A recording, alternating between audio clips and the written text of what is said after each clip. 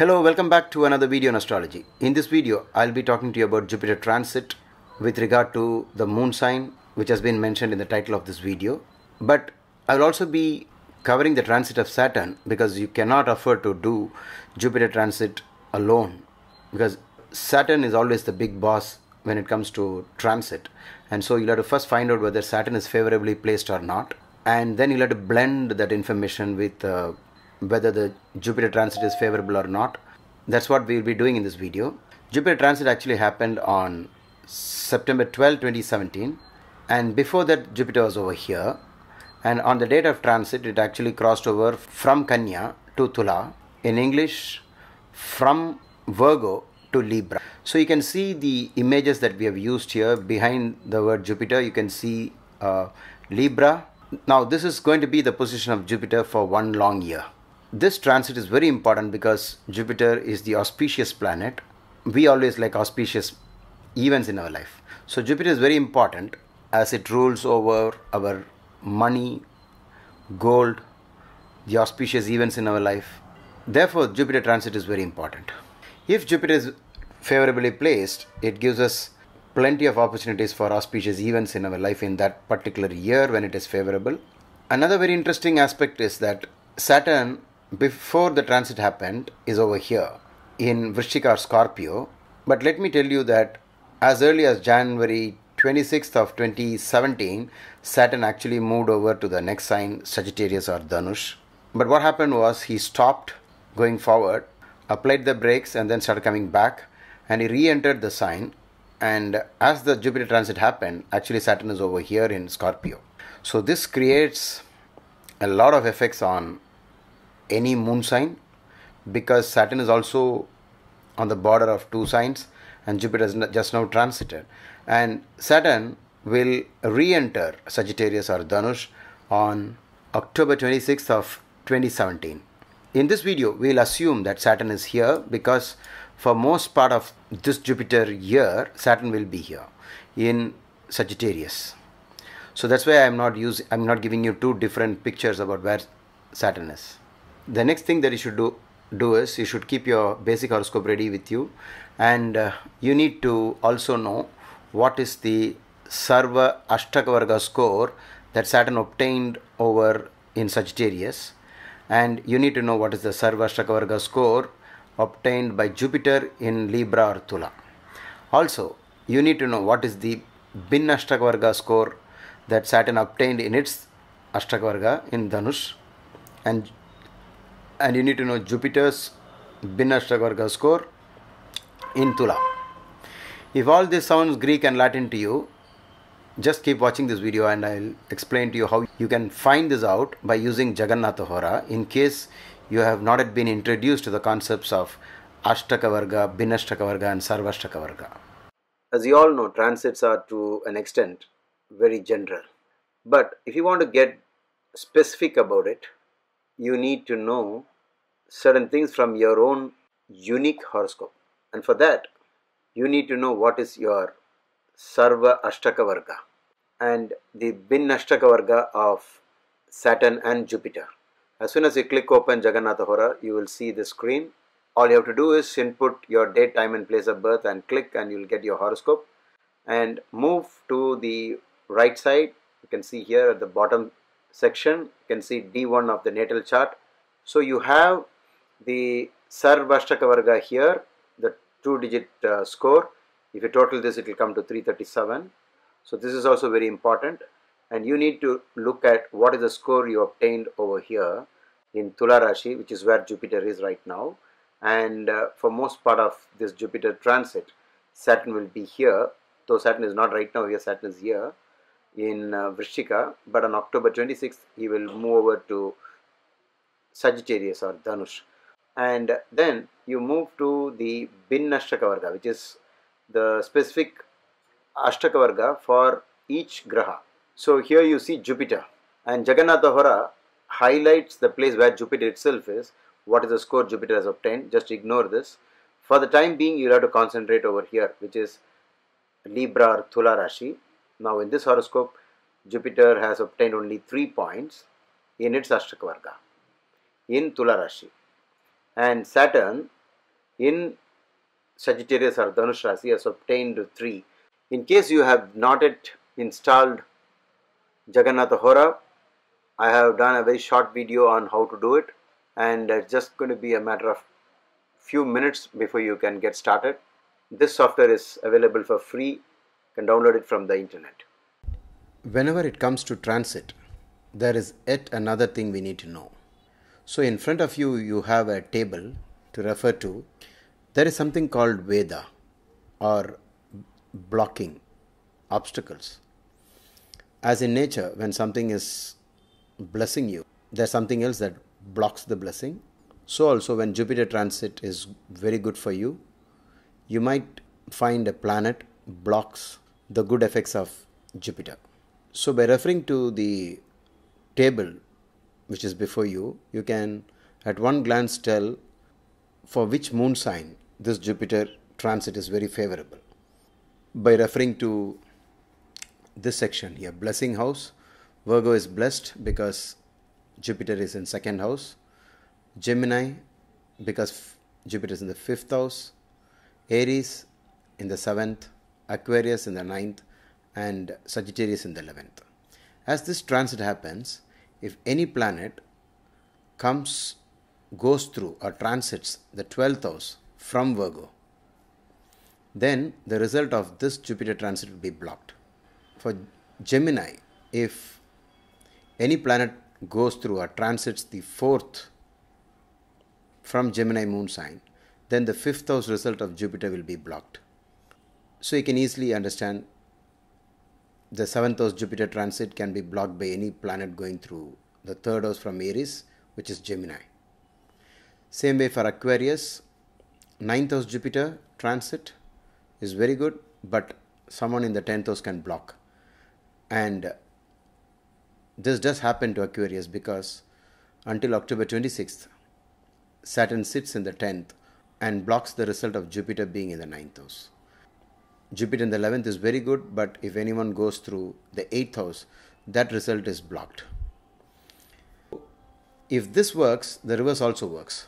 So if Jupiter is badly placed, which is like 12, 4, 3, 10 and 8, then if anyone goes through the 2nd house, then the result of the 12th house Jupiter's position will be blocked. This is called Viparita Veda. Something like a negative into negative makes a positive. So same way, if Jupiter is in the 4th house, it's considered unfavorable. But if any graha moves over the 5th house, the challenges caused by Jupiter in the 4th will be blocked. You must always refer to this table whenever it comes to transit of Jupiter. So now let's get back to the main topic. How is Jupiter transit going to be for all those born in the moon sign of Vrischika or Scorpio? What does it mean when we say that you are a Vrischika Rasi person? Now the moon goes around all the 12 signs like this once in 28 days, and as it keeps going like this, it enters Aries and then goes through Taurus and Gemini and Cancer and so on. And on the date and time you were born, the moon happened to be in this portion of the sky, and behind the moon you actually see the symbol of Scorpio, the scorpion. This area extends between 180 degrees and 210, 180 on this side and 210 on this side. And if you are in the first part of this sign, then you must be a Vishaka nakshatra person, and then if you are right in the middle, you must be a Anuradha nakshatra person, or which is the 17th nakshatra. And if you are at this end, then you will be your birth star will be Jyeshta, the 18th nakshatra. So let's leave the moon here. Now the next step is we need to introduce the numbers. So you see the numbers here, 1, 2, 3, 4 and so on, and this is always to be counted from where the moon is, as stated in Faladipika, the classical textbook on astrology. So from this you come to know that Jupiter is in the 12th house and Saturn is in the 2nd house. Most of you may know that Saturn the 2nd is the last part of your 7.5 year Saturn, because Saturn was here long time before, and then 2014 it entered this sign, and then it finished this 2.5 years, and then finally this will be the last 2.5. Before the transit happened on September 12th, 2017, Jupiter is actually here in the 11th house, a very favorable house, and then on September 12th it moved over into the 12th house, which is not favorable. However, we have some good news for you regarding this placement. We will come back to that, but now let us deal with Saturn for the time being. Saturn, at the time when the transit happened on September 12th, 2017, was actually here in the first house. So, on October 26th, Saturn moves over to the second house, and this movement is very important to us. So, there will be two different situations for Saturn within this Jupiter transit, and but I leave it here because for most part of the Jupiter being in the 12th house, Saturn is going to be only in the second house. So, now let us look into what Phaladipika, the classical textbook on transit, have to say about Jupiter being in your 12th house. It says that there will be grief and fear caused through property. It may actually mean loss of wealth through property. And with regard to Saturn in the second, Phaladipika says that when Saturn moves over the second sign from your moon, there will be loss of wealth and possibilities of loss of children, which may actually mean separation from children. So this is the background of the predictions. But whether all this is going to happen or not depends a lot on many more things than just your moon sign. Now let us come to the good news part.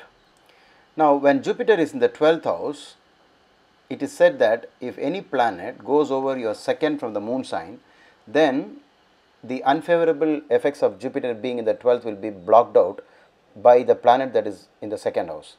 And fortunately for you, you have Saturn in the second blocking out the challenges that is caused by Jupiter being in the 12th house. This is somewhat strange because Saturn himself is not favorably placed, because Saturn causes Sade Sati or 7.5 year Saturn when it comes to the second house on October 26th, and he is going to be there. From that date onwards, Saturn has the power to block out the challenges of Jupiter being in the 12th house. So there are now two parts to this reading just because of this. Now whatever I said so far might apply to all the Vrischika Rasi people in this world, and this applies to 1/12 of the world's population, and therefore to a large extent this is somewhat generalized. But if you want to make it more specific, you can actually look at in the bin Ashwarga of Jupiter, what is the score that Jupiter obtained. You'll have to have a look at that in your horoscope, and if you see the score is greater than 3, you should say thank God. 4, 5, 6, 7 and 8. There are different possibilities, but you just have to look at from your horoscope point of view, and it means then the challenges that is normally attributed to Jupiter being in the 12th house will not manifest in your life. So greater the score, the better it gets. This is the actual way you should use this bin Ashtavarga of Jupiter. On the same lines, if you have to also refer to the Sarva Ashtavarga score, I have given here 4 slabs greater than equal to 28, 35, 42 and 49. If you go to the next level, then it means that Jupiter is going to get simply better and better, irrespective of the fact that Jupiter is in the 12th house. If it is greater than 49, you don't have to really bother about this Jupiter being in the 12th house. But on the other hand, if Jupiter has in its Binashavarga score less than 4, which is 3, 2, 1 and 0, then it means that Jupiter in the 12th is capable of giving you the negative results or the challenges that has been already stated in Phaladipika. So on the same lines, if the Sarvashavarga score is less than 28 or 25, 22 or 19, it gets more challenging. But before we go to Saturn's discussion on Saturn's position, we have to clearly understand what's happening. So as long as Saturn remains in the first house, which is until October 26, you are most likely to see the challenges caused by this Jupiter transit. But as Saturn moves over to the next sign, then this Jupiter transit will not bother you at all. Now let's get back to Saturn. Saturn in the second is the last part of 7.5 year Saturn, and so if in the bin Ashwarga of Saturn, if the score is greater than 3, 4, 5, 6 or 7, then it simply gets better, and if the score is 7, then you may not even feel the effect of Saturn being in the second house. Now the same is true of the Sarvashavarga score. If it is greater than or equal to 28, then it just gets better, and then greater than 35, the luck goes to the next level. and greater than 42, higher than that, and then greater than 49, you will not actually see anything negative out of Saturn being the second, though it is still Sade Sati. Whenever you use these kind of parameters, then it means that we are actually getting into the specifics instead of just being, doing the general method of doing transits without referring to all this. Only the moon is being used for as a reference point. If on the other hand the score is less than 4, maybe 3, 2 or 1 or 0, then it can actually get very challenging. And if it is 0, you will most probably see many difficult situations in your life in this last part of the 7.5 year Saturn. The same is true of Sarvashvarga score. If it is less than 28 or 25 or 22 or 19, then there is the possibility that Saturn the second will be quite challenging. So in which case you cannot say that the concluding part of 7.5 year Saturn is going to be good like most people think. That's very generalized. The confusion happened because for some people the score will be very high here, and they noticed that the last part was good, and so that led to the theory that the last part of 7.5 year Saturn is good. So you can't apply one rule to all the people even though you share the same moon sign. Now transits aren't the only thing in astrology. You have dashas and antardasha.